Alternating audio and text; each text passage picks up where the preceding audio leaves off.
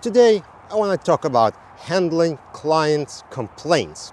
Now, we all received that email or call where a client goes, I received this production and it is all wrong. Everything is wrong. You loaded this data for me for review. It is wrong. I can't believe you guys let this happen. It is a huge problem. You need to get this fixed as soon as possible. And what I've seen, some of more junior project managers don't handle these complaints the way I would. Now, I'm not saying my way is right. Everyone has different way of handling, different companies do things different way.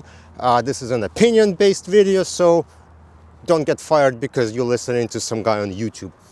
Today, I'm just gonna tell you how I would handle when the client calls or emails and just yells at you, everything is wrong, you need to fix it as soon as possible.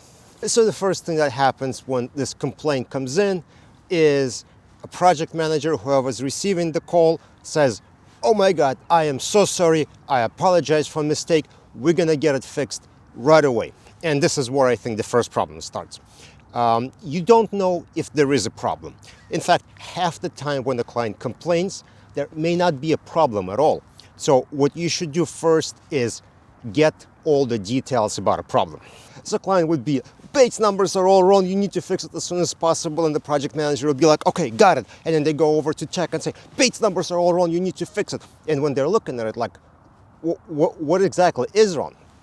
So again, write down all the details. Say, okay, I hear you saying that there is a problem. Let me get some details, please. And you say, okay, what Bates number is wrong? What is specifically wrong about it? Are you talking about attachment ranges? Are you talking about parent ID, child IDs? What is the problem? Write down the problem and specific instances where that problem is occurring. And what you do afterwards and say, okay, let me investigate this with my tech and I'll get back to you in a few minutes. So here's an interesting example that turned into panic for no reason. Client calls up, says, we received the production, we produced it to the other site, and the other site says that we produced them corrupt native files. You need to get these files uncorrupt and produce them properly as soon as possible. So project manager goes like, oh my God, we produced corrupt files, how could we do that? So they run to the tech, they saying like, hey, these files are corrupt, you have to uncorrupt them. Salespeople see this, they're also running, everyone's yelling like, oh my God, how could we do this? We produced corrupt files, and no one stops to think, that's the point of producing native files that are corrupt, because we couldn't image them. Of course they're corrupt. If they weren't corrupt, they would be imaged. So there is no problem.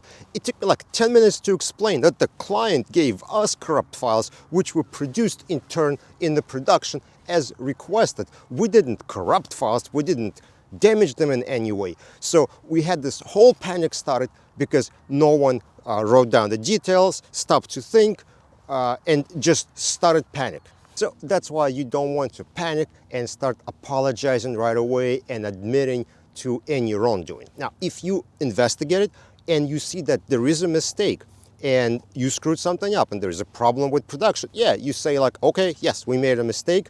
Here are a couple of options how we can fix it. You know, we missed a field. Would you like us to give you an overlay, or should we redo the whole production? So if mistake is found, absolutely admit to it and fix it.